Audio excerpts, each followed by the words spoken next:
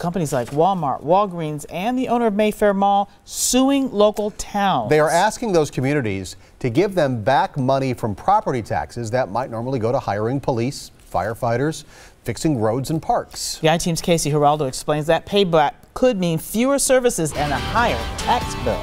That's right, Steve and Carol. Since 2008, cities have spent hundreds of thousands of dollars fighting back against these companies. I talked to communities all over southeast Wisconsin. There are at least 24 of these cases going on right now, worth millions of dollars. They explain property taxes work like a pie. You pay this part, stores pay this part, but if what companies pay shrinks, the rest ends up on homeowners. I was stunned.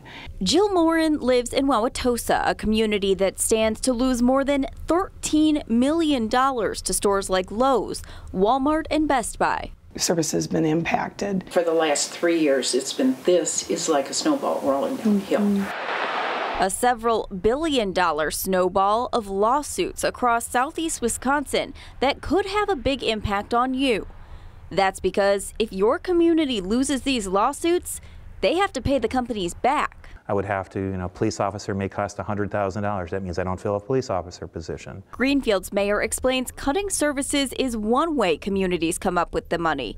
The other way is raising taxes. In Kenosha, the assessor tells us for the average house, property taxes could go up $25 if they have to pay everyone suing them right now. So I think we're doing our fair share and then some. So how do companies sue to get money back? In one argument, a business buys a building, sells it for a higher price, then leases it back with a higher than normal rent. The cities look at that and assess property tax on a value including the high rent.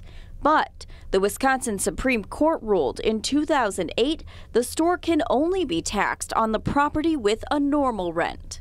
Our current property tax laws say you only value the land in the building. Scott Manley from Wisconsin Manufacturers and Commerce calls the arrangements creative financing options. It's a hard pill to swallow. If they didn't think it was worth it, why were they here? Why did they pay that?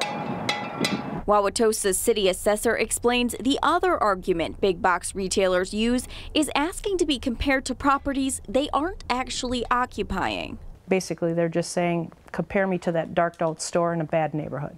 And that doesn't make sense in my mind. I'm not aware of a case where that's happened. Manley tells us that's not true. He says businesses ask communities to consider empty properties when valuing stores. It's look at the market and the fact that there are more vacant retail properties.